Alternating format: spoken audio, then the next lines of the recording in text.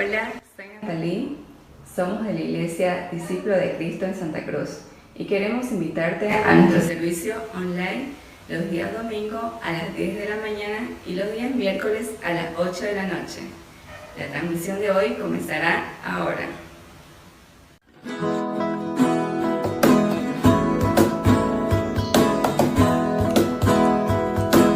Somos el pueblo de Dios, somos el pueblo especial, llamados para anunciar las virtudes de aquel que nos llamó a su luz. Somos el pueblo de Dios, su sangre nos redimió y su espíritu dio para darnos poder y ser testigos de él, y llevaremos su gloria a cada pueblo y nación,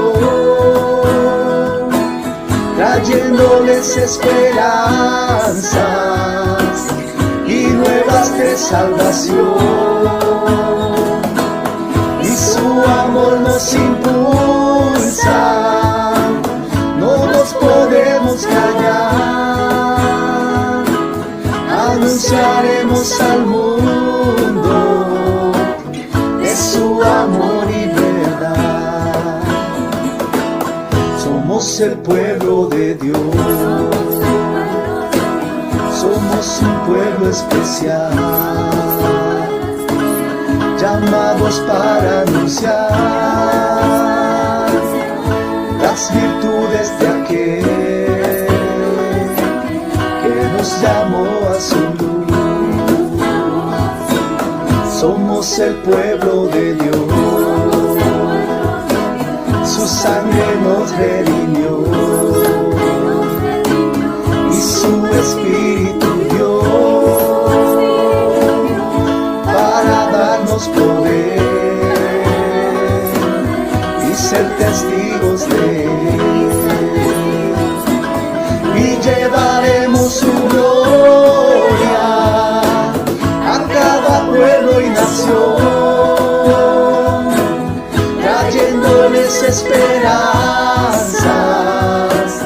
y nuevas de salvación. Y su amor nos impulsa, no nos podemos callar, anunciaremos al mundo de su amor y verdad, y llevaremos su gloria a cada pueblo y nación, trayéndoles esperanzas y nuevas de salvación. Y su amor nos impulsa, no nos podemos callar, anunciaremos al mundo de su amor y verdad.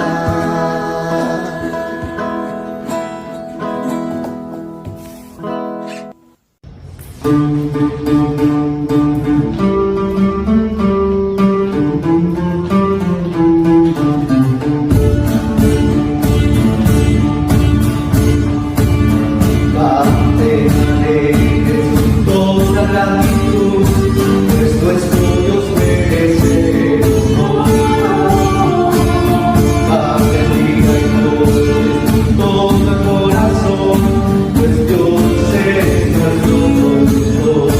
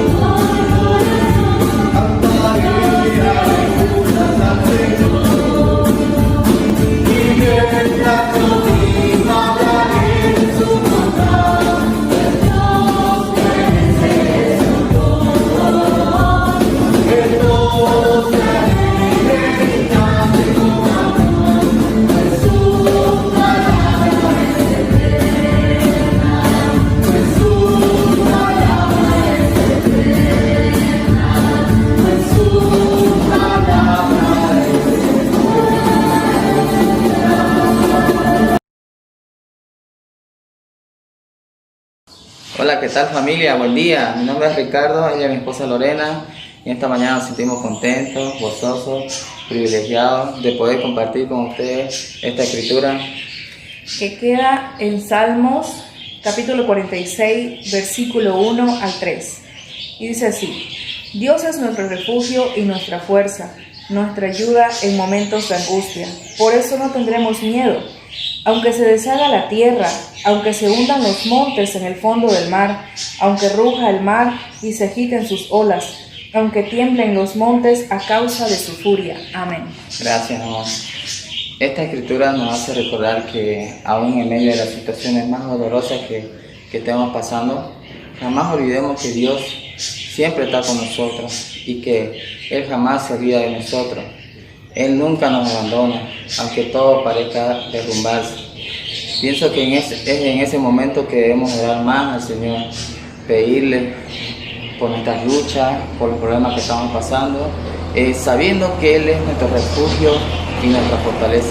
Con esta escritura queremos animarlo y darle la cordial bienvenida a la Iglesia Discípulos de Cristo aquí en Santa Cruz. Acompáñenos con una oración, por favor. Padre Santo, buenos días, Señor. Queremos agradecerle primeramente por esta mañana tan hermosa que nos ha regalado, Señor. Una mañana más de vida, Señor. Gracias, Padre, también le agradecemos por su infinita bondad, Señor, por su infinita misericordia que nos tiene, Señor. Gracias, Padre Santo. Y queremos, por favor, pedirle que pueda estar con nosotros en el resto del día, Señor, y que podamos también entender todo lo que vayamos a aprender en el servicio de hoy, Señor. Todo esto le agradecemos y le pedimos en el santo nombre de su Hijo Jesucristo, Señor. Amén y amén. Gracias, hermano.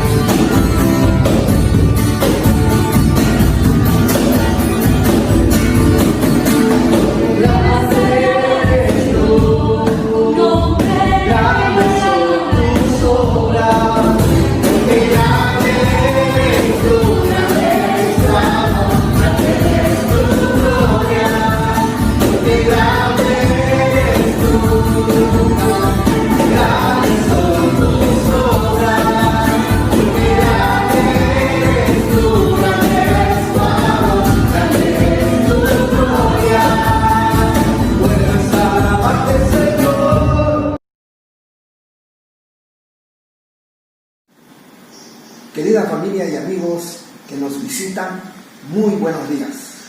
Reciban ustedes un caluroso saludo de parte de este su servidor suyo. Al mismo tiempo, agradecer a Dios por la oportunidad que me da de compartir el momento de la ofrenda. ¿Sabían ustedes que ofrendar no solo es entregar dinero? Ofrendar por encima de todo es un acto de adoración. ¿En qué baso esta declaración?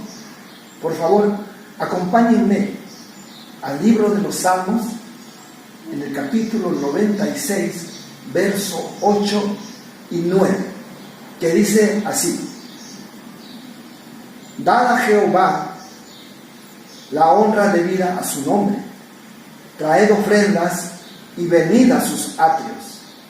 Adorad a Jehová en la hermosura de la santidad. Amén. Como verán ustedes, mis hermanos y amigos que nos visitan, cuando vamos a la iglesia, no solamente vamos a escuchar la palabra de Dios, no solamente vamos a recibir alimento espiritual, no solamente vamos a cantar alabanza, himno de alabanza, sino que también, como dice su palabra, vamos a ofrendar. Realmente, si nosotros somos personas que reconocemos que Dios es nuestro Señor, que Dios es nuestro Salvador, tenemos que reconocer que de Él viene la vida, que de Él recibimos todo lo que tenemos. Tenemos hogar, tenemos familia, tenemos hijos, tenemos trabajo, tenemos salud. Realmente todo lo que somos y todo lo que tenemos se lo debemos a Dios.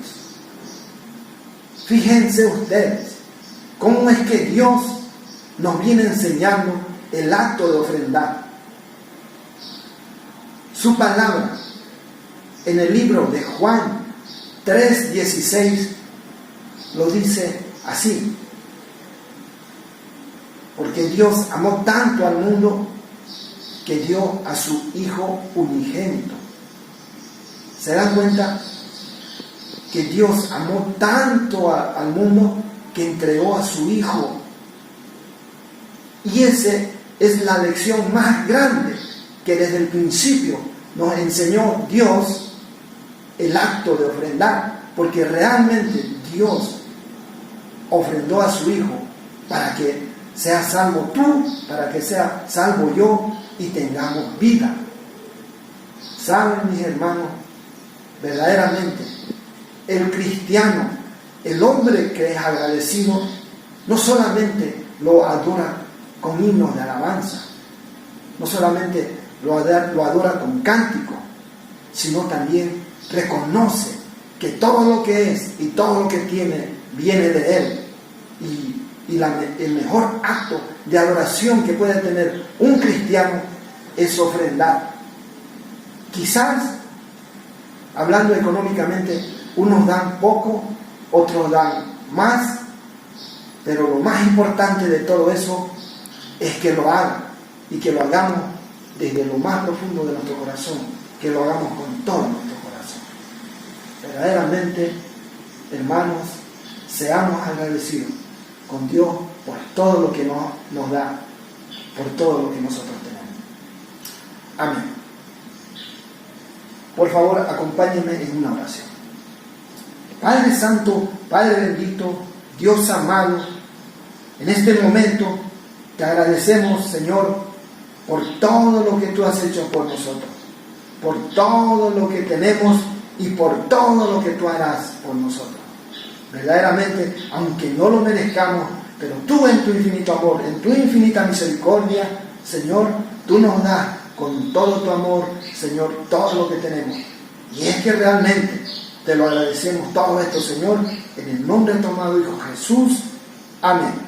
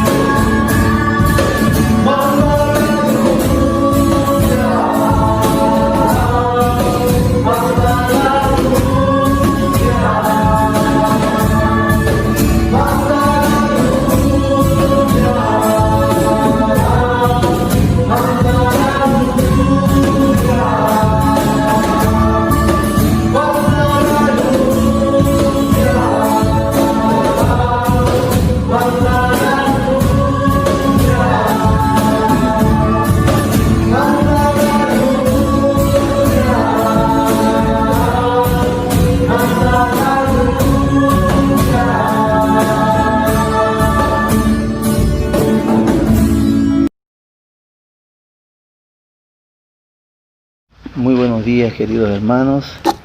Gracias a Dios por permitirme dirigirme esta mañana, ¿no? Y poderles compartir la Santa Cena.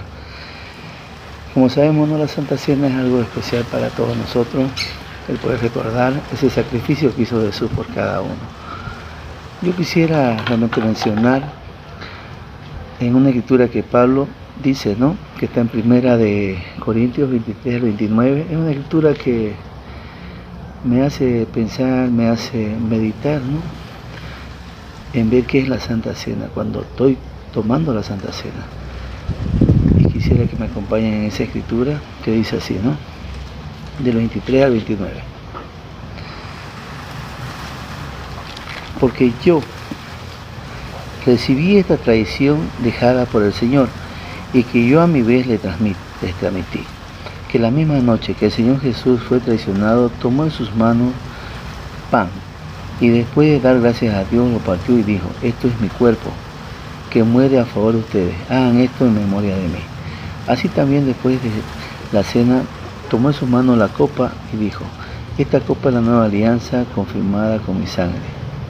Cada vez que beban, háganlo en memoria de mí, de manera que hasta que venga el Señor, ustedes proclamen su muerte cada vez que comen de este pan y beban de esta copa. También nos hace mención del 27, cómo celebrar la cena del Señor, ¿no? Así pues, cualquiera que come del pan o beba de la copa del Señor de manera indigna, comete un pecado contra el cuerpo y la sangre del Señor. Por tanto, cada uno debe examinar su propia conciencia antes de comer del pan y beber de la copa del Señor. Porque si come y bebe sin fijarse en lo que se trata del cuerpo del Señor, para su propio castigo come y bebe. Eso es lo que nosotros tenemos que darnos cuenta, ¿no? Porque Él nos hace recuerdo con esto, es para que nosotros recordemos lo que Él hizo de sacrificio en la cruz por cada uno.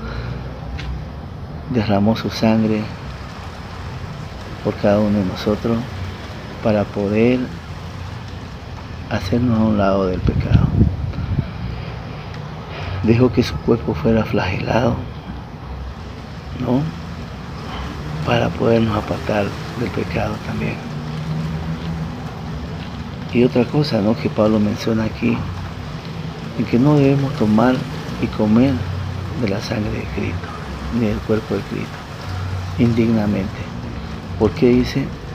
Porque la persona que come indignamente el cuerpo y la sangre de Cristo toma, muere. Pero no dice que vamos a morir, caer muerto al suelo, no. Muere espiritualmente, ¿no? Aquí nos hace mención Pablo de que nosotros tenemos que agarrar y mirar nuestro corazón, si realmente estamos siendo dignos de compartir la Santa Cena. Tal vez nos hemos enojado, tal vez no hemos peleado con algo, no hemos discutido. Tenemos que ver ese pedir perdón, ¿no? Yo recuerdo años atrás, cuando fui bautizado, quiero compartirle esto también. Antes no lo entendía, pero llegué a entenderlo y sé que una muerte espiritual lentamente. Me pasó en el momento que yo me bauticé, fui discípulo 3 años y poco a poco fui muriendo, pero fue por esto. No importaba si había peleado con alguien, no importaba que estaba mal, yo llegaba y tomaba la Santa Cena. Pero tomaba la Santa Cena ¿para qué? Para que los hermanos no digan que yo estaba mal. Para que ellos me vean, este toma todos los días la Santa Cena, está bienísimo. Pero no es así. El que sabía realmente qué era lo que yo tenía o qué era lo que yo hacía, era Dios. Y le comparto esto porque yo fui muriendo espiritualmente. Y morí espiritualmente durante 6 años. No es bonito estar fuera de la iglesia. Uno necesita de los hermanos, uno se aleja de ellos, se aleja de la iglesia. Y no es lo mismo estar en el mundo, porque en el mundo estuve 6 años, ¿no? Tuve 6 años que no lo voy a volver a recuperar, pero tampoco voy a decirles que me agradó estar allá.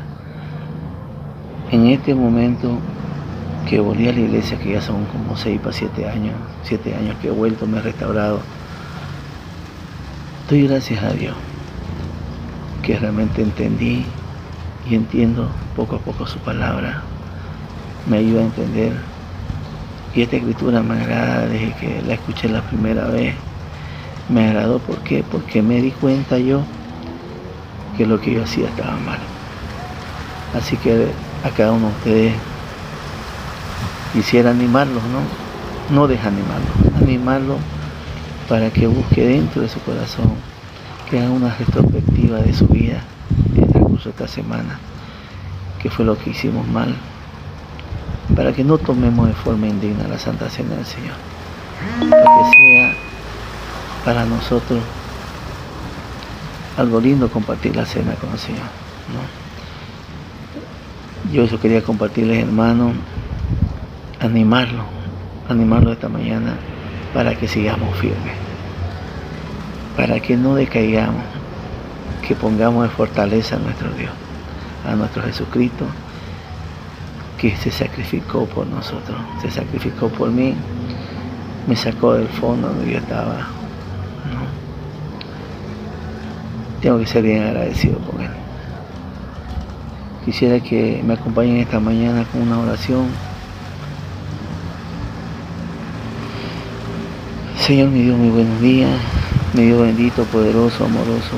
Te doy gracias por esta mañana, por permitirme, Señor, dirigirme a ti, por permitirme agarrar y expresar, Señor, lo que siento, pedirte esta mañana que tú seas la guía, Señor, para nuestro hermano que va a dirigir la prédica, que tú seas la guía, Señor, para cada uno de nosotros, Señor, en nuestra vida. Eso es lo que tú quieres, Señor, que nuestra vida sea una vida recta, de rectitud, Señor, y agradable ante tus ojos, Señor. Yo te agradezco, Señor, por permitirme agarrar y compartir la Santa Cena, ver esa escritura, Señor, que nos anime a que sigamos adelante, Señor, porque tú te sacrificaste por cada uno de nosotros. Yo te agradezco, mi Dios, porque yo fui una de esas personas que fue bendecida con tu sacrificio. Yo te agradezco rotundamente, te agradezco por cada uno de los hermanos que están presentes en esta prédica de domingo virtual, Señor, como también por los que no están, Señor. Yo te agradezco por cada uno, por sus vidas, Señor, que no permitas que el enemigo los pueda alejar de tu presencia, Señor. Pido también por mi familia, por mis hijos, Señor. Te pido muy encarecidamente, mi Dios, porque tú eres un Dios amoroso. Yo dejo todo en tus manos esta mañana, Señor. Lo dejo en el nombre de tuyo, Cristo Jesús. Amén, Señor. Que tengan una linda mañana, hermanos.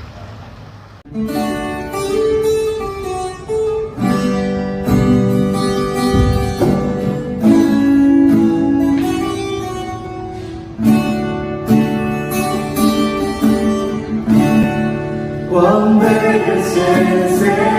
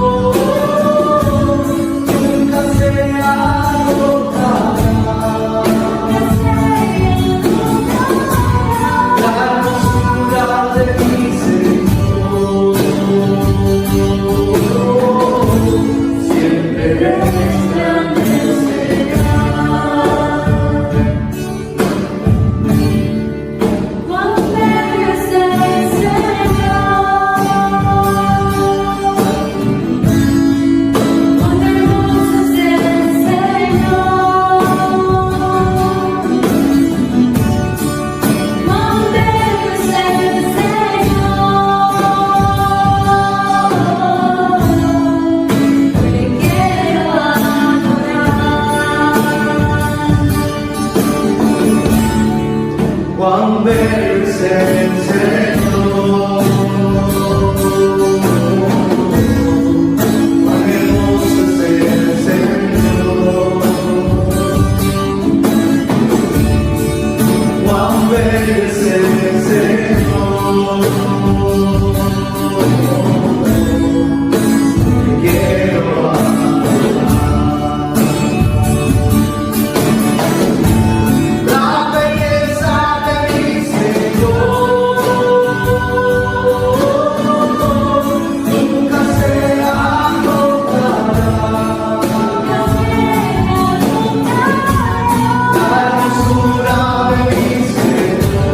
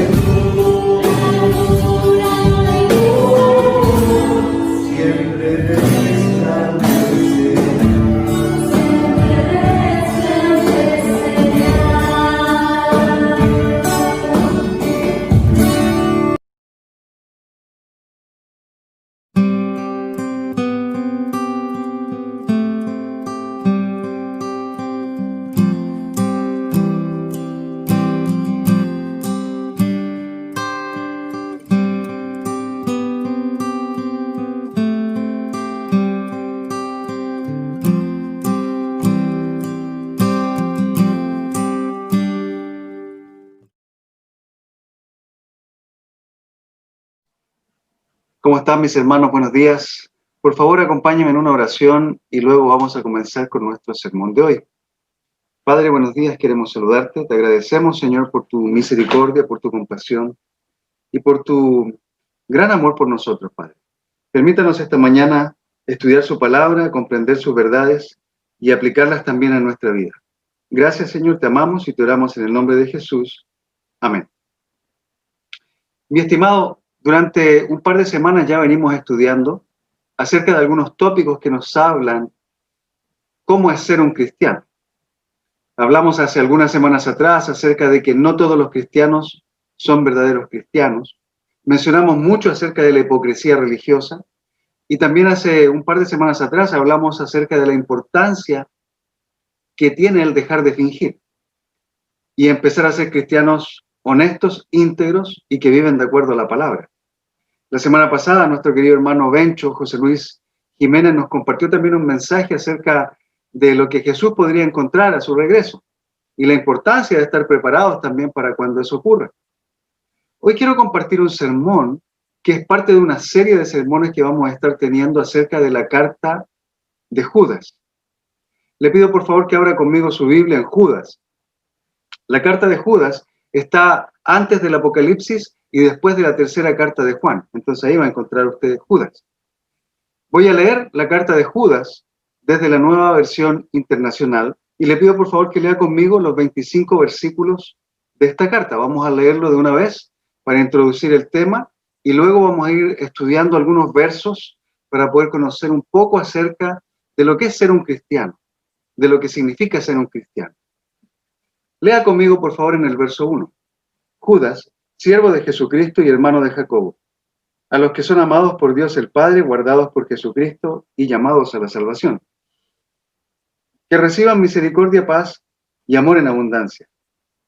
Queridos hermanos, he deseado intensamente escribirles acerca de la salvación que tenemos en común y ahora siento la necesidad de hacerlo para rogarles que sigan luchando vigorosamente por la fe encomendada una vez por todas a los santos.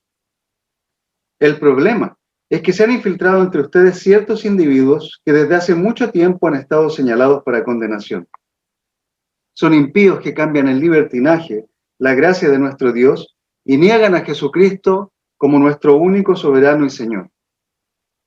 Aunque ustedes ya saben muy bien todo esto, quiero recordarles que el Señor, después de liberar de la tierra de Egipto a su pueblo, destruyó a los que no creían, y a los ángeles que no mantuvieron su posición de autoridad, sino que abandonaron su propia morada, los tiene perpetuamente encarcelados en oscuridad para el juicio del gran día. Así también Sodoma y Gomorra y las ciudades vecinas son puestas como escarmiento al sufrir el castigo de un fuego eterno, por haber practicado, como aquellos, inmoralidad sexual y vicios contra la naturaleza. De la misma manera, estos individuos, y se refiere a las personas que se habían infiltrado aquí en la iglesia, de la misma manera, estos individuos, llevados por sus delirios, contaminan su cuerpo, desprecian la autoridad y maldicen a los seres celestiales.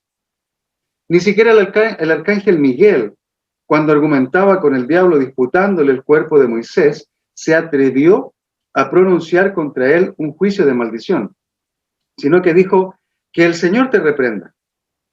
Estos, en cambio, nuevamente refiriéndose a estos infiltrados, estos, en cambio, maldicen todo lo que no entienden, y como animales irracionales, lo que entienden por instinto es precisamente lo que los corrompe.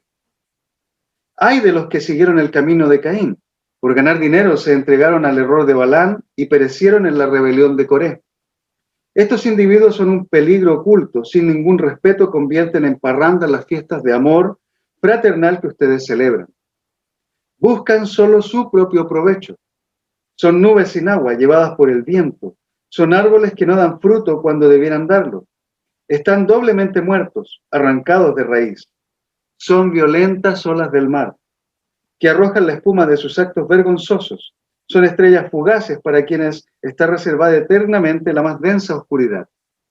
También Enoc, el séptimo patriarca a partir de Adán, profetizó acerca de ellos. Miren, el Señor viene con millares y millares de sus ángeles, para someter a juicio a todos y para reprender a todos los pecadores impíos por todas las malas obras que han cometido y por todas las injurias que han proferido contra Él. Estos individuos son refunfuñadores y criticones, se dejan llevar por sus propias pasiones, hablan con arrogancia y adulan a los demás para sacar ventaja. Ustedes, queridos hermanos, recuerden el mensaje anunciado anteriormente por los apóstoles de nuestro Señor Jesucristo. Ellos les decían: en los últimos tiempos habrán burladores que vivirán según sus propias pasiones impías. Estos son los que causan divisiones y se dejan llevar por sus propios instintos, pues no tienen el Espíritu. Ustedes, en cambio, queridos hermanos, manténganse en el amor de Dios, edificándose sobre la base de su santísima fe y orando en el Espíritu Santo, mientras esperan que nuestro Señor Jesucristo, en su misericordia, les conceda vida eterna. Tengan compasión de los que dudan. A otros sálvenlos arrebatándolos del fuego. Compadézcanse de los demás, pero tengan cuidado, aborrezcan hasta la ropa que haya sido contaminada por su cuerpo. Al único Dios, nuestro Salvador, que puede guardarlos para que no caigan y establecerlos sin tacha y con gran alegría ante su gloriosa presencia.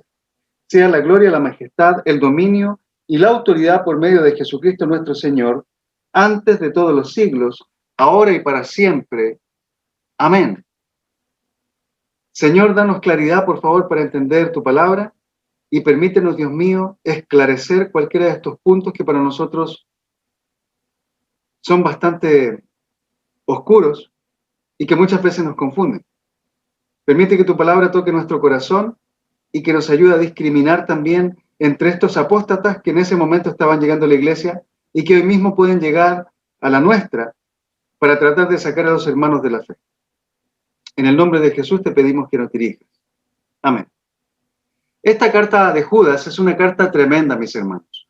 Son 25 versículos, pero 25 versículos cargados de muchísima emoción. Judas está tremendamente preocupado por todo lo que está ocurriendo en la iglesia. Él está hablando a hermanos que ama mucho.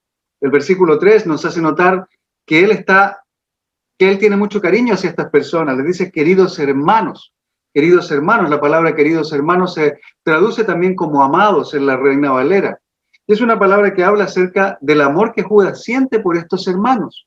Le importan, le interesan de tal manera que él está escribiendo esta carta, que originalmente era una carta que le iba a escribir simplemente para compartir acerca de la salvación que ellos tenían en común. Pero ahora sí, dice la Escritura, él se siente presionado básicamente por lo que está pasando con estos hermanos, para escribirles no solo acerca de la salvación que tenían en común, sino que acerca del problema que estaban enfrentando los discípulos acá en la iglesia. Ahora fíjese que el tema central de esta carta se nos muestra en el versículo 3. Repase conmigo rápidamente el versículo 13. Judas nos dice, queridos hermanos, he deseado intensamente escribirles acerca de la salvación que tenemos en común y ahora siento la necesidad de hacerlo para rogarles que sigan luchando vigorosamente por la fe una vez encomendada para todos los santos. Dice la Escritura que Judas les dice a los discípulos, sigan luchando vigorosamente, contendiendo por la fe, nos dice la versión Reina Valera. Y tanto esta palabra vigorosamente o luchar vigorosamente como contender tienen una raíz española, que se refiere a la agonía, es decir, Judas está pidiendo a los hermanos que luchen de tal manera por defender su fe que lleguen a agonizar, que no desistan de la lucha por su fe, porque la fe es muy valiosa. Entonces, Judas está tremendamente preocupado porque los hermanos se preocupen por defender su fe. ¿Y por qué quería que defendieran su fe o de quién tenían que defender su fe? Bueno, el versículo 4 nos dice, el problema es que se han infiltrado entre ustedes ciertos individuos que desde hace mucho tiempo han estado señalados para condenación. Y aquí dice algo más acerca de ellos y en otros sermones vamos a analizar un poco de esto. Dice, son impíos que cambian en libertinaje la gracia de nuestro Dios y niegan a Jesucristo, nuestro único soberano y Señor. Estas personas que habían llegado a la iglesia eran personas que se habían infiltrado. Y para que alguien se infiltre y se haga común a los demás, es decir, se haga similar a los demás, debe de alguna manera ser muy engañador, una persona muy estafadora, para poder entrar y poder confundirse entre los hermanos. Y esta gente se había infiltrado, ya eran parte de la iglesia, estaban conviviendo con ellos. Más adelante se nos dice que esta gente llegaba a complicar básicamente o a pervertir las reuniones que los hermanos tenían para celebrar el ágape, estas fiestas de amor que los hermanos tenían, donde comían juntos, celebraban el sacrificio de Jesucristo, recordaban al Señor. Esta gente hacía cosas que iban en contra de lo que el Señor enseña en las Escrituras. Por ende, Judas está tremendamente preocupado porque estas personas tenían una influencia grande al parecer aquí en la iglesia y tenían esa capacidad también de arrastrar a los hermanos para que ellos perdieran su fe. Así que Judas les dice, sigan luchando vigorosamente, contiendan, agonicen por la fe que fue encomendada una vez por todas a los santos.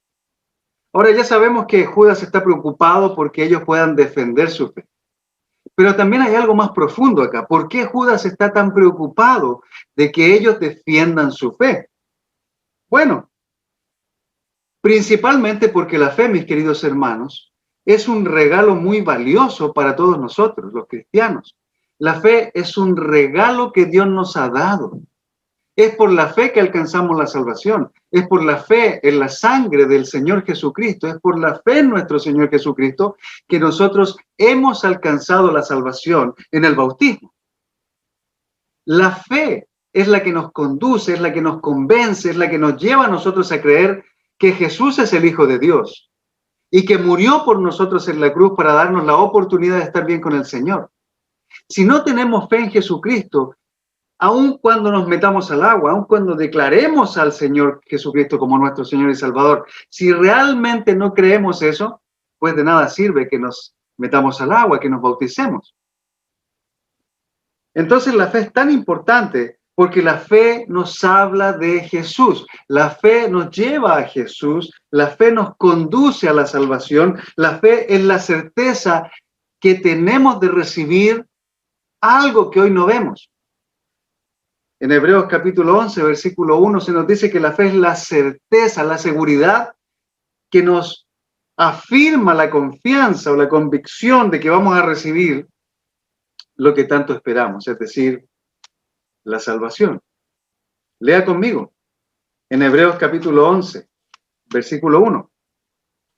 Ahora bien, dice la Escritura, la fe es la garantía de lo que se espera, la certeza de lo que no se ve. Y si usted repasa todo el capítulo 11 de Hebreos, se va a dar cuenta como esta fe, de la cual predica también el autor o el escritor de Hebreos, es la fe que permitió que muchas personas se salvaran. Por la fe, por ejemplo, Abel ofreció a Dios un sacrificio más aceptable que el de Caín. Por la fe Abraham creyó, por la fe Moisés creyó, por la fe todos estos héroes que nosotros conocemos en el Antiguo Testamento, pero también en el Nuevo Testamento, hoy en día tienen la oportunidad, al igual que usted y al igual que yo, de estar en buenos términos con Dios.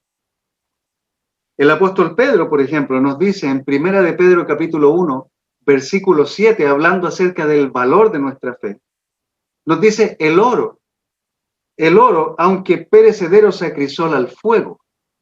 Así también la fe de ustedes, que vale mucho más que el oro, al ser acrisolada por las pruebas, demostrará que es digna de aprobación y honor cuando Jesucristo se revele. Cuando Jesucristo se revele, cuando Él regrese básicamente. Y Judas también está preocupado de que cuidemos nuestra fe para que cuando el Señor vuelva, cuando Él venga, nos encuentre todavía con esa fe. Por otro lado, el escritor de la carta a los Hebreos, en el capítulo 11 mismo que estábamos leyendo hace un momento, versículo 6, nos dice que sin fe es imposible que agrademos a Dios. Sin fe es imposible que agrademos a Dios. Judas al mismo tiempo refuerza su preocupación por la fe de los hermanos. En el capítulo 1 de Judas, versículo 20 al versículo 21, les dice: ustedes, en cambio, queridos hermanos, manténganse en el amor de Dios, edificándose sobre la base de su santísima fe. De su santísima fe.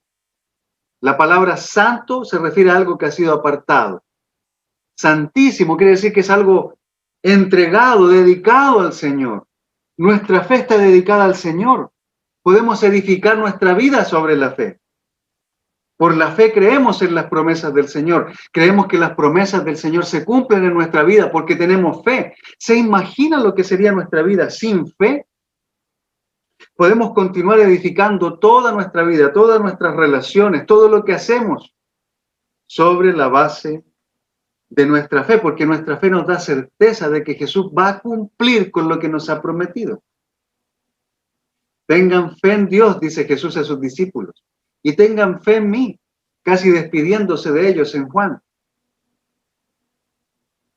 Y de ahí les dice que va a construir algunas moradas para que ellos tengan en el cielo. Pero después dice: voy a volver por ustedes y me los voy a llevar. Judas está preocupado por nuestra fe, por la fe de los discípulos aquí en el primer siglo, pero al mismo tiempo, esta carta habla acerca de la importancia que tiene nuestra fe y de la importancia que nosotros como cristianos debemos darle a nuestra fe. Y debemos luchar por ella, luchar por nuestra fe porque es valiosa. Queridos hermanos, la fe o nuestra fe no es un regalo barato. No es algo que podemos conseguir en la tienda del barrio, o en el supermercado, o en alguna tienda de descuentos por ahí. No podemos comprar la fe, ya que la fe es un regalo de Dios. Y este regalo ha sido entregado de una vez por todas a nosotros, los cristianos.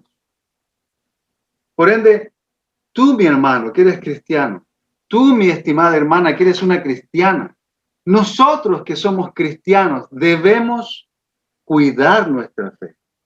Debemos luchar por nuestra fe, porque sin fe no podemos agradar a Dios. Y ni siquiera podemos soñar con estar algún día a su lado si es que no tenemos fe. Si algo nos falta cuando llegue el Señor, pues que sea un brazo, una mano, un ojo, una oreja, pero no nuestra fe. Porque si nos falta nuestra fe, mis queridos hermanos, inmediatamente vamos a ser desaprobados por Dios. Nuestra fe nos sostiene. Es por eso que Judas está llamando la atención de estos hermanos. Es por eso que Judas cambió la intención de su carta, porque si usted se fija en el versículo 3, cuando leíamos, dice que él tenía muchos deseos de escribir a estos hermanos acerca de la salvación que tenían en común. Pero al ver lo que estaba pasando en la iglesia, al descubrir, al darse cuenta que personas malévolas se habían infiltrado en la iglesia y que tenían capacidades para alejar o apartar a los cristianos de su fe, entonces él decidió más bien apurar su carta y no solo hablar de su salvación que tenía en conjunto con los demás, sino llamar la atención, exhortar a la iglesia, exhortar a cada cristiano en la iglesia a que luche de manera vigorosa por salvar su fe, porque nuestra fe tiene un valor eterno. Nuestra fe es valiosa, hermanos. Hoy en día muchas personas no tienen o no sienten que la fe tenga un verdadero valor. En el pasado, en el primer siglo, por ejemplo, en los tiempos donde nosotros podemos hablar acerca de los mártires en la fe, esas personas morían por su fe.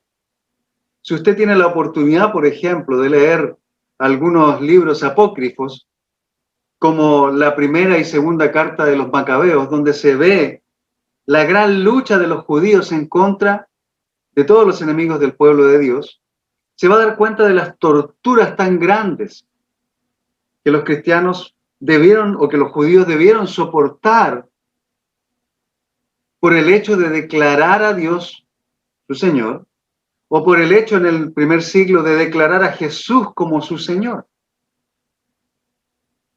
Incluso dentro de la iglesia misma hubo persecución hasta los cristianos más afanosos.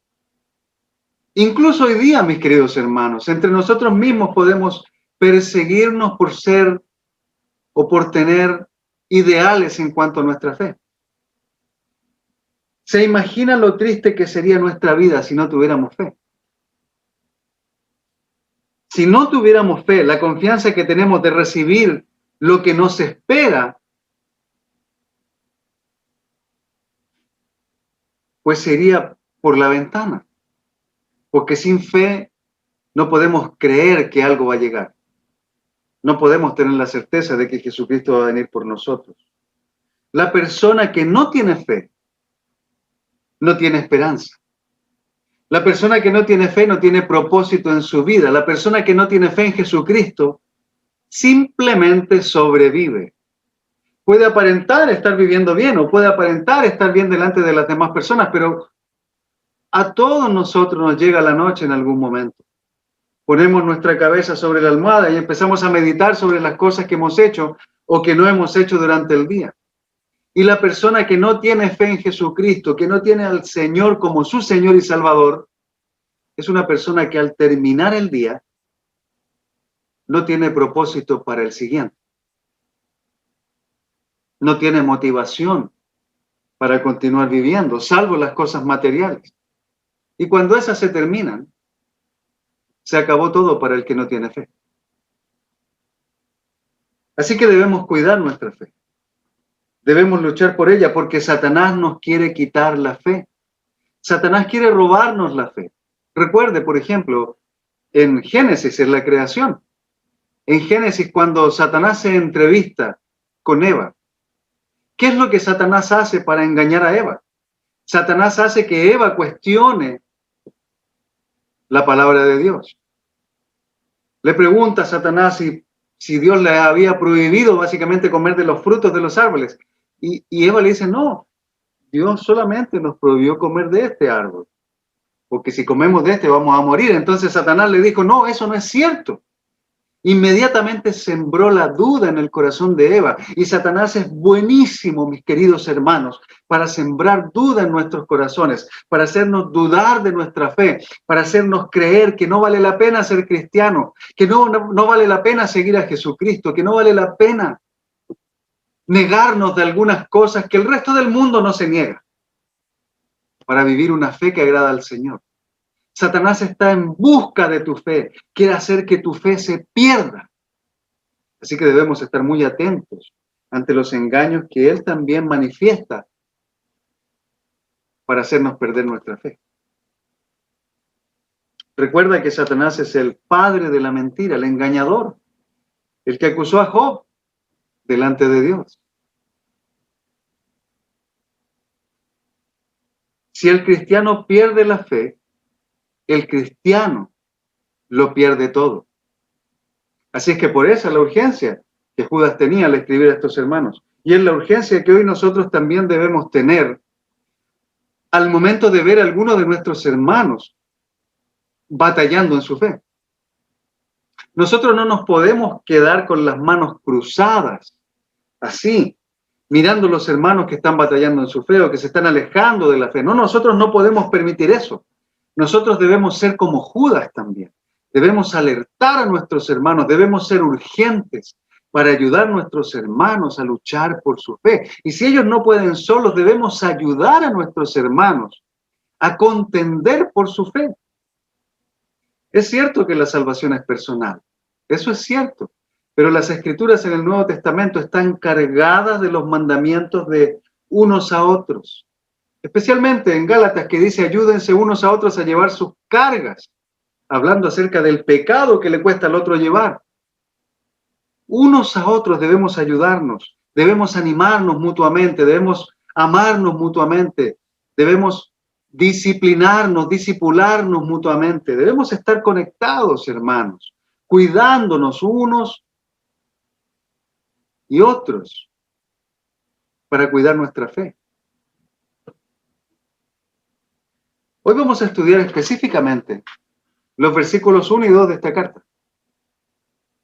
Vamos a detenernos solamente en estos versículos, y especialmente el versículo 1, porque quisiera hablar de este versículo con usted esta mañana, porque este versículo 1, que inicia la carta de Judas hablando a los hermanos acerca de contender por su fe, nos muestra varias características del verdadero cristiano. Y digo del verdadero cristiano porque muchos de nosotros podemos estar engañados y no estar viviendo realmente el cristianismo del cual nos hablan las Escrituras. Hoy en día usted debe saber que existe una gran diferencia entre el cristianismo bíblico y el cristianismo religioso. Hay una diferencia abismal entre uno y otro. Y Judas nos presenta varias características, especialmente en el versículo 1 de la carta, para hablarnos acerca de cómo es un cristiano de verdad, un cristiano bíblico. Así que repase conmigo el versículo 1 y 2 de la carta. Judas, siervo de Jesucristo y hermano de Jacobo, a los que son amados por Dios el Padre, guardados por Jesucristo y llamados a la salvación, que reciban misericordia, paz y amor en abundancia. Ya hablamos acerca del contexto de la carta, ya hablamos acerca de la motivación que Judas tenía para escribir esta carta, ya hablamos acerca del problema que los hermanos estaban enfrentando ahí, y ya hablamos acerca de la importancia de cuidar nuestra fe. Ahora vamos a mirar un poco acerca del carácter de este cristiano, de este siervo de Dios, que está llamándonos a todos nosotros a luchar por nuestra fe. No sé si a usted le ha ocurrido alguna vez que en alguna iglesia le han llamado siervo de Dios. A mí me ocurre continuamente cuando me encuentro con algunos hermanos o miembros de otras congregaciones religiosas. Cuando saben que soy pastor, inmediatamente me llaman como el siervo de Dios. ¿Cómo está mi siervo? ¿Cómo está mi siervo de Dios? Y me invitan a pasar a sus tiempos también para confraternizar con ellos. Y muchas personas también me identifican a mí como el siervo de Dios. Y también nos identificamos entre nosotros muchos como los siervos del Señor. Hay algunas de nuestras iglesias donde la palabra líder ha sido volcada más bien a la palabra siervo. Y hay muchos de nosotros también en nuestra congregación hoy en día a quienes no les gusta ser llamados cristianos, no les gusta ser llamados líderes, sino que les gusta ser llamados siervos. Pues bueno, hoy vamos a ver lo que significa realmente ser un siervo de Dios. porque hay un trasfondo tremendamente profundo en la palabra siervo. Y Judas está hablando acerca de que él es un siervo de Jesucristo.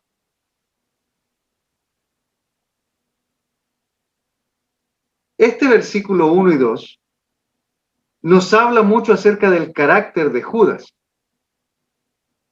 pero al mismo tiempo nos habla acerca del verdadero carácter que un cristiano debe tener. Y cuando digo cristiano me refiero a un cristiano hombre y a una cristiana mujer, a un cristiano adulto y a un joven. No importa la edad que tengamos, si ya somos cristianos, nosotros debemos ver en este pasaje el reflejo de lo que debemos ser delante del Señor.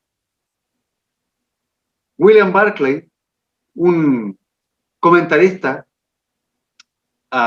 que ya murió hace mucho tiempo, pero me encanta muchísimo cómo él comenta las escrituras en la Biblia. Él dice sobre Judas: pocas cosas dicen más de un hombre que la forma en que habla de sí mismo.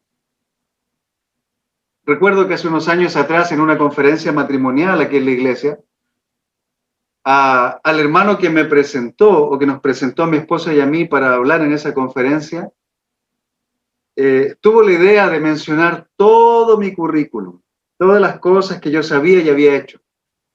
Y obviamente muchos de nosotros a lo largo de los años vamos acumulando experiencias y vamos acumulando títulos y certificaciones en diferentes tipos de cosas. Y recuerdo que ese día el hermano debe haber tomado unos 10 minutos por lo menos para leer todas mis referencias. Cuando yo subí después al púlpito, al lugar donde tenía que enseñar, le di las gracias al hermano, pero en realidad le dije, bueno, eso es el papel, todo lo que soy realmente va a estar aquí frente a ustedes. Y la verdad, mis hermanos, es que los títulos, las certificaciones, todo lo que nosotros podemos saber delante de Dios no significa nada. El mismo apóstol Pablo en una de sus cartas, considerando todo su conocimiento, todo lo que él sabía y todo lo que él había hecho, consideró que todo eso valía, en sus propias palabras, estiércol. Es decir, no valía nada. Así que cuando hablamos de nosotros, mientras menos digamos de lo que somos y mientras más levantemos lo que Dios ha hecho en nuestra vida, mejor habla de nuestro testimonio. Y Judas dice que simplemente es un siervo de Jesucristo. Ahora, ese podía ser un título, por ejemplo, en el primer siglo, como el siervo de Dios. En el Antiguo Testamento se nos habla acerca del siervo de Dios. Entonces Judas tal vez estaba usando la idea de ese título. ¿Pero qué significa ese título? Veamos un poco acerca de Judas. No vemos otros títulos en la presentación de Judas. Por ejemplo, él no se denomina a sí mismo apóstol. Él no se denomina a sí mismo hermano de los hermanos. Él no se denomina evangelista, ni anciano, ni maestro. Simplemente él dice, soy siervo de Jesucristo y hermano de Jacobo. Ahora, para nosotros estas palabras tal vez no tienen ninguna connotación. ¿Quién es ese Jacobo? ¿Qué tan importante será ese Jacobo? Nos podemos preguntar hoy en día. Sin embargo, es bien importante que nosotros conozcamos quién es este Judas. En primer lugar, el nombre Judas era muy común en Palestina, en los tiempos de Jesucristo, en el primer siglo, era un nombre muy común. Los evangelios hablan al menos de 6 a 8 veces mencionando diferentes personas llamadas Judas, entre ellas un apóstol, entre otras el Judas Iscariote, el que vendió a Jesús. Así que era un nombre bastante común y sabemos que Judas, el traicionador o el traicionero, no es el que escribió esta carta.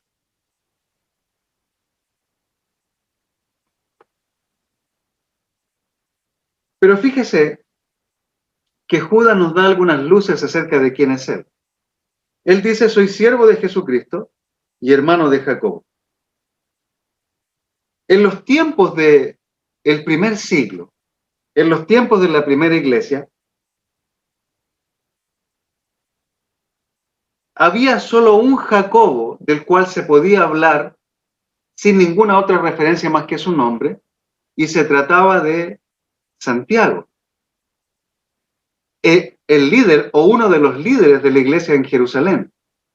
Pero no cualquier Santiago, no solamente un líder o uno de los líderes, sino que además uno de los hermanos de Jesús. Santiago era un medio hermano de Jesús, porque tú sabes que Jesús no era hijo de José, sino que de María y de Dios. Pero los otros hermanos sí eran hijos de José y María. En Marcos capítulo 6, versículo 3, y también en Mateo 13, 55 se nos dice esto. ¿No es este el carpintero, hablando de Jesús, el hijo de María y hermano de Jacobo, José, Judas y Simón? Fíjese que hay un consenso desde los tiempos en que fueron escritas estas cartas hasta el día de hoy, en que este Judas que escribe a los discípulos es hermano del hermano de Jesús, es decir, es uno de los hermanos de Jesús. Judas es uno de los hermanos de Jesús, que a la vez es hermano de Jacobo, Santiago, el líder o uno de los líderes de la iglesia en Jerusalén, la que empezó prácticamente todo. Entonces nos encontramos, hermanos queridos, en presencia de alguien que vivió con Jesús desde sus primeros días, que conoció a Jesús cuando era niño, que lo negó, que no creyó en él, porque los hermanos de Jesús no creyeron en él hasta el momento de la resurrección, pero era el hermano de Jesús. Él vio a Jesús, él estuvo con Jesús cuando todos lo consideraban locos. Él estuvo con los demás, él estuvo con Santiago, él estuvo con María, él estuvo con sus otros hermanos, con José, con Judas, con Simón. Él estuvo en medio de ese grupo cuando cuestionaban a Jesús. Y ahora él ni siquiera se considera digno de llamarse hermano del Señor. Lo interesante de este título es que nos dice mucho más acerca del carácter de Judas o del carácter de un cristiano que lo que nosotros podemos imaginar. El hermano del Señor está escribiendo esta carta a sus hermanos que estaban pasando por una situación difícil.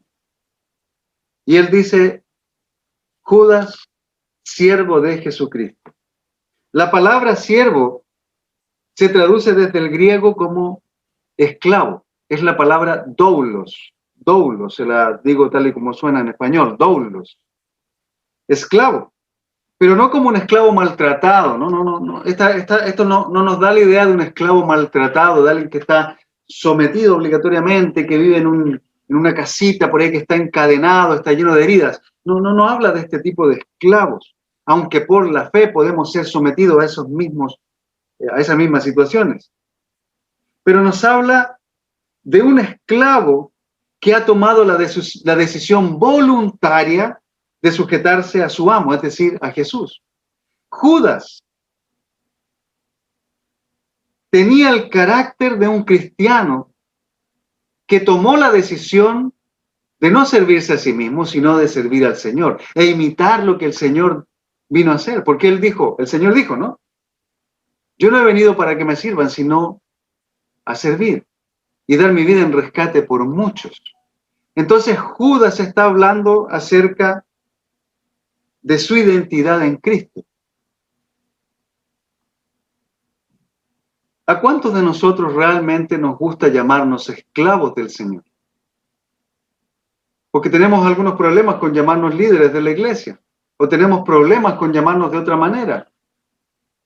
Y a algunos nos gusta llamarnos siervos, o nos gusta decir que somos siervos del Señor, pero realmente somos siervos del Señor.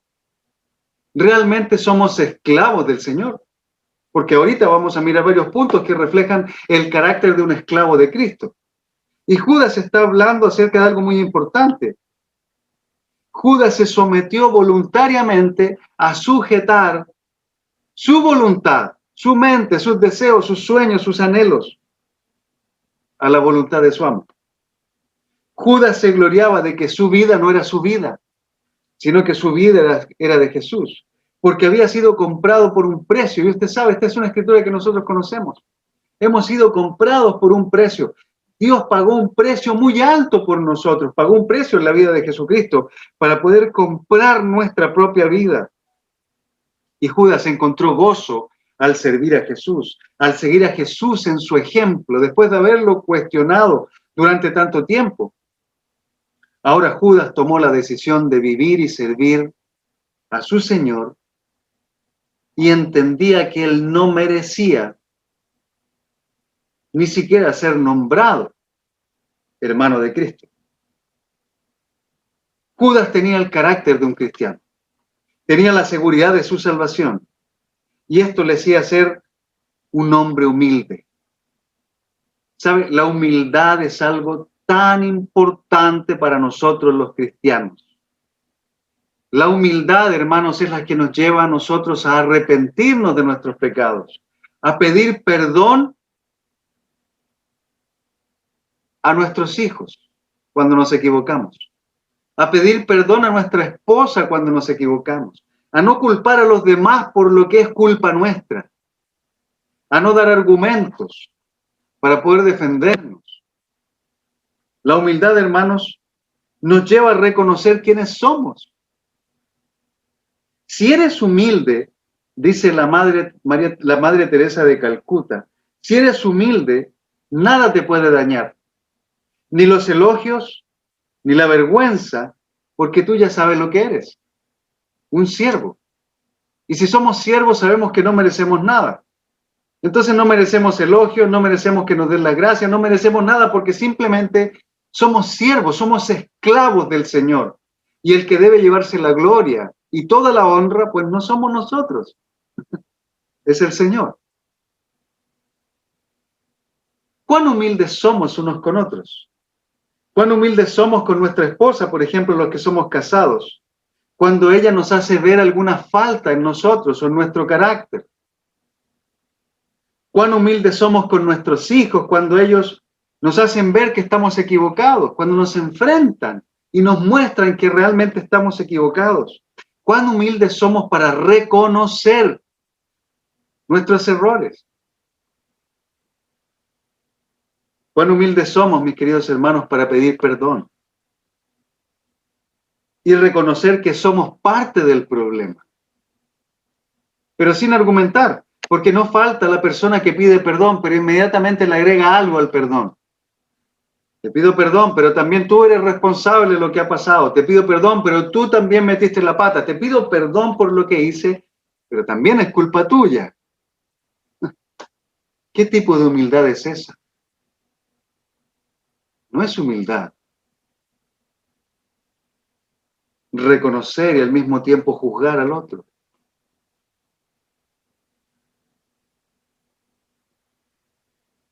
Ser humilde, dice C.S. Lewis, un escritor cristiano, es no pensar menos de uno mismo, sino que pensar menos en uno mismo. Se lo repito. El que es humilde no piensa menos de sí mismo, es decir, no piensa que es lo menor, lo peor. Él no es así. El que es humilde no piensa menos de sí mismo, sino que piensa menos en sí mismo. Nos lleva a pensar en la carta, por ejemplo, a los filipenses. Cuando Pablo le dice a los hermanos, consideren a los demás como superiores a ustedes mismos. Consideren a los demás como superiores a ustedes mismos. Y esto es lo que Judas está haciendo. Judas es tan humilde, en primer lugar, para no utilizar su lazo sanguíneo con Jesús como para llamar la atención de todos los demás. Imagínense si nosotros tuviéramos ese lazo, si nosotros fuéramos hermanos sanguíneos de Jesús y pudiéramos comprobarlo además, porque Judas podía comprobarlo. Tenía a su hermano Jacobo, tenía su historia familiar, tenía a la iglesia que conocía a él y conocía a su familia. Y tenía a los hermanos antiguos en la fe que lo habían visto también luchar y contender en contra de Jesús. Pero él fue humilde, él dijo, no, yo soy un siervo de Jesucristo. Soy el doulos, el esclavo del Señor. Y, eso sí, soy hermano de Jacobo. Judas también era un líder. Era un hombre preocupado por los demás, estaba trabajando intensamente también por el reino.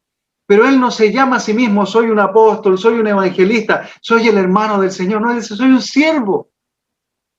Y hermano de Jacobo, otro siervo. Si usted lee la carta de Santiago, también se dará cuenta de que Santiago a sí mismo se denomina siervo del Señor.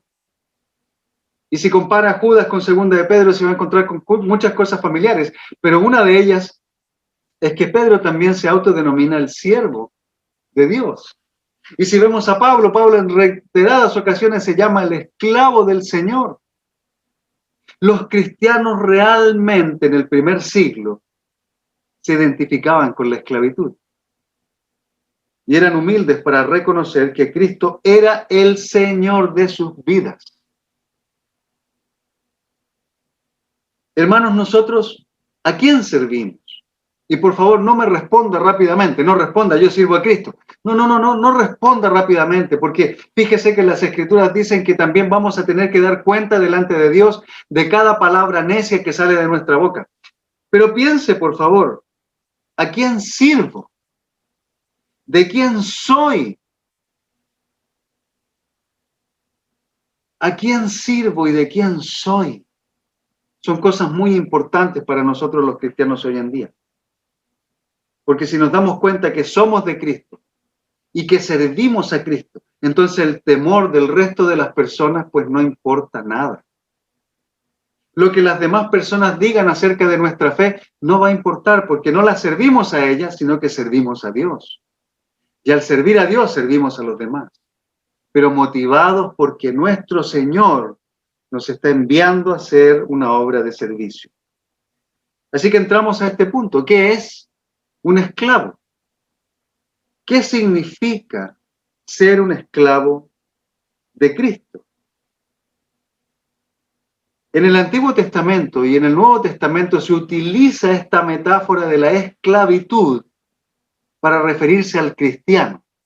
Se utiliza para referirse al cristiano. En la mente de Judas esta idea de ser esclavo está tremendamente profunda y por eso él mismo se llama esclavo de Jesucristo. Y perdón que repita tantas veces la palabra esclavo, pero debemos llevar esa palabra a nuestra mente también.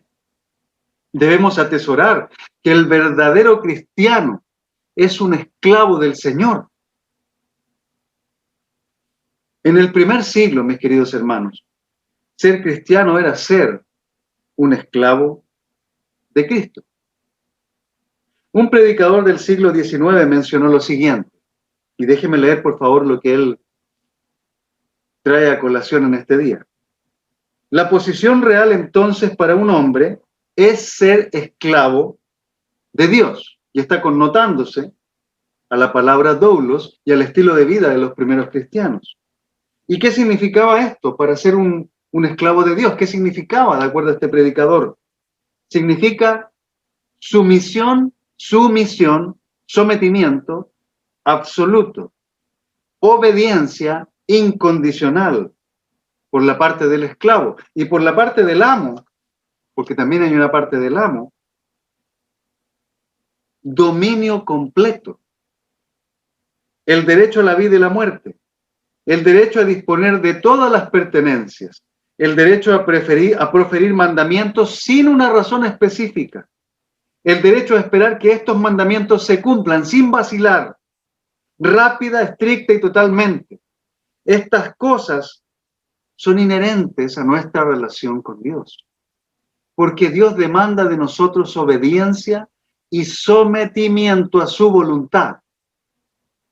Cuando Él dice algo para nosotros, Él quiere que se cumpla y espera que se cumpla en el momento que lo dice, en el lugar que lo dice, a la hora que lo dice y cuando lo dice. Él quiere que hagamos lo que Él nos manda.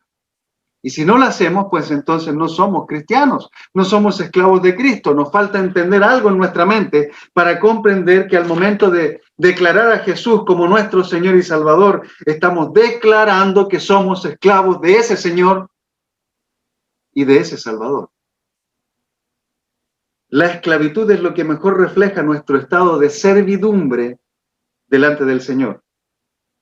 Policarpo, y hablamos acerca de este señor hace algunas semanas atrás, uno de los mártires de la iglesia cristiana, instruyó a los filipenses diciéndoles: amarren su túnica suelta y sirvan como esclavos de Dios en temor reverente y verdad. Incluso Jesucristo, delante de sus discípulos, cuando estaba conversando con ellos y ellos iban preguntándose quién iba a ser el más importante, quién iba a ser el primero, Jesús les dice en Mateo 20, versículo 27, y el que quiera ser el primero deberá ser esclavo de los demás. Esclavo de los demás. Además de esto, mis queridos hermanos, la palabra doulos o esclavo nos lleva a descubrir las siguientes afirmaciones acerca de un siervo de Cristo. En primer lugar, un siervo de Cristo es humilde. Humilde. Necesitamos ser humildes delante de Dios para que podamos ser humildes delante de las personas. Debemos rendir nuestro corazón al Señor. Todo lo que tenemos en nosotros debemos entregárselo al Señor. Rendirnos ante Él con temor y temblor.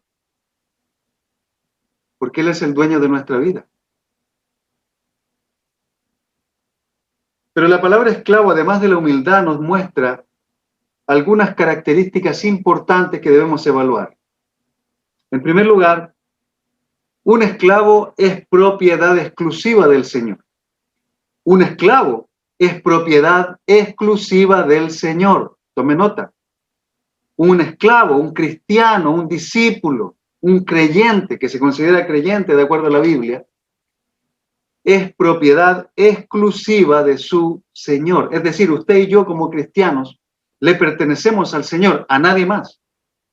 Le pertenecemos al Señor y Él nos comparte con quien quiera compartirnos, o comparte algo de nosotros con quien quiera Él compartirlo. Porque Él es nuestro dueño. Él nos compró, Él pagó por nosotros un precio importante. Primera de Corintios 7, versículo 23 nos dice que fuimos comprados por un precio. Judas lo comprendía, Santiago lo comprendía, Pedro lo comprendía, Juan, Pablo, todos los cristianos del primer siglo entendían perfectamente que eran propiedad del Señor. ¿Qué ha pasado, hermanos? Que hemos perdido esta convicción desde ese tiempo hasta ahora.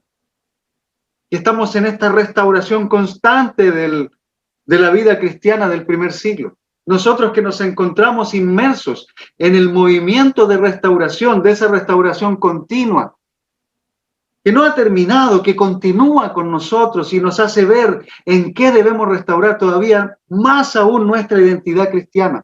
Hoy la Biblia nos dice que debemos restaurar mucho más todavía nuestra identidad, hablándonos acerca de la humildad que debemos tener y la humildad que nos lleva a reconocer que somos propiedad exclusiva del Señor. Usted, mi hermano, usted, mi hermana, nosotros, la iglesia, somos la propiedad del Señor. Somos de Él y lo que tenemos desde Él. Y Él nos da lo que quiere darnos para ayudarnos a sobrevivir o a vivir en este mundo. En segundo lugar, un esclavo tiene sumisión total a su Señor. Está completamente sometido al Señor. Un esclavo está sometido a su Señor. Ser esclavo no significaba solamente pertenecer a otra persona, sino que implicaba estar disponible en todo momento para su Señor.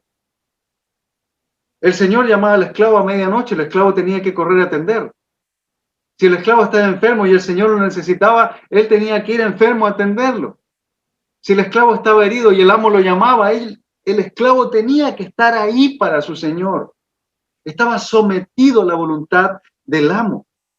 En Primera de Corintios, capítulo 6, versos 19 al 20, se nos hace notar que no pertenecemos a nadie más que a Dios, porque fuimos comprados por Él y debemos honrarle a Él con nuestro cuerpo. Nuestro cuerpo, hermanos, no nos pertenece. Si somos casados, antes de pertenecer a nuestra esposa, le pertenece al Señor. Nuestro cuerpo honra o deshonra al Señor. Usted y yo como cristianos debemos honrar al Señor con nuestro cuerpo, con nuestra mente, con nuestros ojos, con nuestras acciones. Nuestro cuerpo es templo del Espíritu Santo y le pertenece al Señor. Ya no nos pertenece a nosotros porque Él nos compró. Él pagó el precio más alto que alguien puede pagar por un ser humano. Cualquiera que dice ser cristiano, pero no le obedece al Señor, es un mentiroso. y debe arrepentirse para poder vivir como a Dios le agrada. Yo sé que a ninguno de nosotros nos gusta ser llamados mentirosos, pero si decimos una cosa y vivimos de otra manera, ¿acaso no lo somos? Si decimos que somos siervos del Señor, pero no tenemos la humildad para reconocer que somos su propiedad exclusiva, que estamos totalmente sometidos a Él, ¿acaso no somos mentirosos? Hay dos tipos de cristianos, mis hermanos. Los que somos cristianos verdaderos y nos sometemos al señorío del Señor, y los que dicen ser cristianos y van a la iglesia una vez a la semana, pero no viven el resto de ella como Dios manda en las Escrituras, o por lo menos no se esfuerzan por vivir como Dios manda en las Escrituras. Y usted y yo, mi hermano querido, usted y yo hemos decidido entregar nuestra vida al Señor con humildad, con sometimiento para reconocer que somos suyos y de nadie más. En tercer lugar, un esclavo entrega devoción completa al Señor, devoción completa, no una parte de su devoción, no una parte de la mañana. Ya hemos hablado de esto otras veces, pero hay quienes trabajan, por ejemplo, en el mundo secular y entregan la mitad de su día o la primera parte del día al Señor. El resto lo siguen viviendo como si el Señor no existiera. Marcan su tarjeta, firman un libro de asistencia y a medida que van firmando el libro parece que se desconectan de la vida espiritual y empiezan a vivir en el mundo carnal. No puede ser. Un cristiano siempre es un cristiano, siempre es un esclavo del Señor y está donde está para servir al Señor y para servir a los demás, para amar a Dios y para amar a los demás. Un esclavo entrega devoción completa a su Señor. Así que como siervos de Dios debemos dedicarnos completamente a Él. Esta dedicación se muestra en las palabras de Jesús, por ejemplo, cuando Él dice en Lucas 10:27, ama al Señor tu Dios con todo tu corazón, con todo tu ser, con todas tus fuerzas y con toda tu mente. Es decir, ama al Señor con todo lo que tú eres. Entrégate completo, entrégate totalmente al Señor. No podemos entregar una parte de nosotros al Señor y la otra no. No es así, no funciona. El cristianismo no funciona así. La religiosidad funciona así. El religioso funciona así. El religioso le dice a la gente que es cristiano, pero vive como pagano. Engaña a los demás. Pero el cristiano no. El cristiano es íntegro. El cristiano es una persona que ha decidido ser santa. Como dice Primera de Pedro, capítulo 1, sean santos así como yo soy santo. Usted y yo somos parte de un pueblo diferente, somos parte de un mundo distinto, somos ciudadanos de un reino que no es de este mundo. Nuestra mente debe estar puesta en las cosas del cielo y no en las de la tierra. Usted me puede decir, claro, para usted es fácil porque todo el tiempo está dedicado al Señor, trabaja para el Señor, es pastor. No, no es fácil. No es fácil porque al igual que usted, una parte de mi día está concentrada completamente en leer la Biblia, en estudiarla, en preparar mis sermones, en dejar que el Señor toque mi corazón. Pero hay momentos de mi día en que ando en la calle, en que estoy compartiendo un café con alguien en un restaurante donde tocan música que es inadecuada para un cristiano, pero como el otro no es un cristiano, debo también estar con él y debo someterme a la voluntad de mi Señor cuando estoy ahí. Debo hacer que mi cuerpo me obedezca y así mis ojos no se vayan a la pantalla que está mostrando mujeres con poca ropa. Debo hacer que mis ojos me obedezcan, que mi mente me obedezca y se someta a lo que dicen las Escrituras para hacer lo que a Dios le agrade, no lo que le agrada a este hombre que ve usted aquí. Pero no siempre fui pastor. Hubo un tiempo en que era cristiano y trabajaba al igual que muchos de ustedes en una oficina y tenía que levantarme temprano por la mañana, tenía mi tiempo con Dios, desayunaba y me iba a la oficina. Y en la oficina trabajaba desde una hora hasta otra. Y era cristiano ahí. Hermano, no ponga excusa para decir que en su trabajo no se puede ser cristiano, porque usted debe ser cristiano en su trabajo también. Usted debe demostrar devoción completa las 24 horas del día, los 365 días del año y cuando hay día bisiesto también. Somos llamados a ser propiedad y no somos llamados realmente, somos propiedad del Señor y debemos someternos a Él, debemos ser devotos completamente al Señor. En cuarto lugar, un esclavo tiene dependencia total de su Señor. Dependencia total de su Señor. Jesús nos dice en el versículo 31 al 33 de Mateo 6, así que no se preocupen diciendo, ¿qué comeremos? ¿O qué beberemos? ¿O con qué nos vestiremos? Porque Él dice, los paganos andan tras todas esas cosas, pero el Padre Celestial sabe que ustedes las necesitan. Más bien busquen primeramente el reino de Dios y su justicia, y todas estas cosas les serán añadidas. Como esclavos, las necesidades básicas del esclavo estaban suplidas. Él tenía comida, bebida, ropa. Quizás no era la mejor ropa, quizás no era la misma bebida que tenía el amo en su casa, quizás no era la misma comida que tenía el amo en su casa, pero tenía comida, bebida y ropa, un lugar donde dormir, un techo donde estar. Y en el caso de los esclavos que tenían dueños más acomodados, tenían mejores lugares también donde vivir y algunas porciones de comida mejores que las que tenían otros. Pero sus necesidades estaban suplidas. ¿Y sabe para qué sus necesidades estaban suplidas? Para que el esclavo pusiera su atención total en el Señor e hiciera todo lo que su Señor le mandaba. No tenía que preocuparse de comer. Tenía que preocuparse de servir al Señor, pero no de comer, ni de qué beber, ni de qué ropa tener. En último lugar, en quinto lugar, un esclavo responde ante su Señor. Lo único que importaba para un esclavo era la evaluación de su amo. Y era muy importante, porque si un amo evaluaba mal a un esclavo, ese esclavo iba a ser enjuiciado. Ese esclavo iba a ser disciplinado y en muchos casos se les disciplinaba con golpes, con latigazos. Algunos de ellos eran entregados a otros amos, eran vendidos porque no le servían a ese amo. Un esclavo responde ante su señor porque su señor es responsable de ese esclavo y tiene mucho que ver con nosotros. Si nuestro amo nos evalúa bien, si mostramos reverencia a nuestro amo, si estamos siempre disponibles para nuestro amo, si hacemos lo que nuestro amo nos dice que debemos hacer, cuando Él nos evalúa, vamos a salir bien aprobados. Así que al igual con nosotros los cristianos, se nos llama a no tener miedo a las personas, sino más bien a tener temor de Dios, porque es Dios el que evalúa nuestra vida. Fíjese, mi querido hermano, mi querida hermana, mi estimado amigo que hoy nos visita en esta lección. Usted va a responder ante el Señor en un momento determinado. Si somos cristianos y nos comportamos como dicen las Escrituras, vamos a ser evaluados de la manera correcta, porque el Señor va a venir a evaluar también. Está el juicio. Y Judas habla del juicio.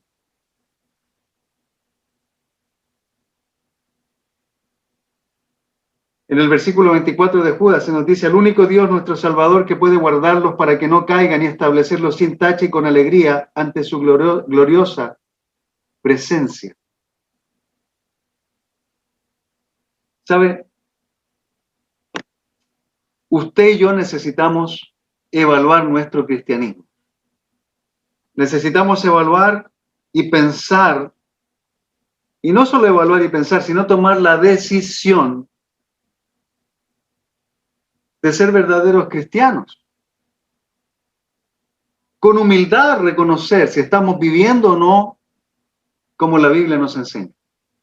Y si nos damos cuenta que no estamos viviendo como la Biblia enseña, pues debemos volvernos a lo que dicen las Escrituras. Debemos imitar lo que dice Judas y decir, Judas, siervo de Jesucristo, esclavo de Jesucristo. Es usted, somos nosotros la iglesia, esclavos realmente de Jesucristo. Somos humildes para reconocer nuestra realidad delante del Señor. Somos humildes para reconocer que somos propiedad exclusiva del Señor, que nos sometemos completamente a Él, que nuestra devoción le pertenece completamente a Él, que dependemos totalmente de nuestro Señor y que estamos listos y esperando la evaluación que Él nos dará cuando regrese. Mientras tanto, mis queridos hermanos, no olvidemos que debemos luchar ardientemente por nuestra fe, pero como siervos del Señor, como esclavos de Jesucristo, completamente rendidos a su voluntad. Mi estimado, si las escrituras que compartimos hoy día, si el tema que hemos estudiado esta mañana le ha tocado, le ha llegado, le ha animado, por ejemplo, a tomar una decisión para volverse al Señor, o si usted es cristiano y se ha dado cuenta que hay algunas áreas de su vida que no están completamente sometidas a Él, y que ha dicho que usted es un siervo, pero en realidad no entendía lo que significaba ser siervo, ahora ya no hay excusa. Ahora ya sabemos lo que significa ser un siervo del Señor. Así que debemos vivir ahora, más que antes,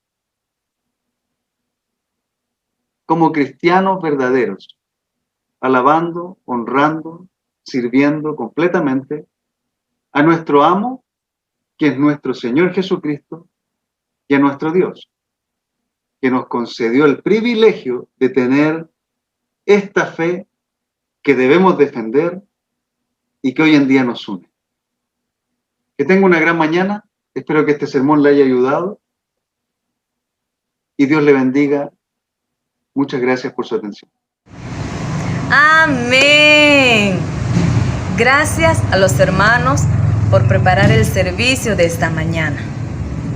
Fue muy animante para todos nosotros. Agradecerle también a los hermanos y amigos que se dieron este tiempo. Queremos animarlo para poder profundizar la palabra de Dios. ¡Feliz fin de semana! Gracias por conectarse. Espero que hayan disfrutado de nuestro servicio. Los esperamos en nuestro próximo encuentro.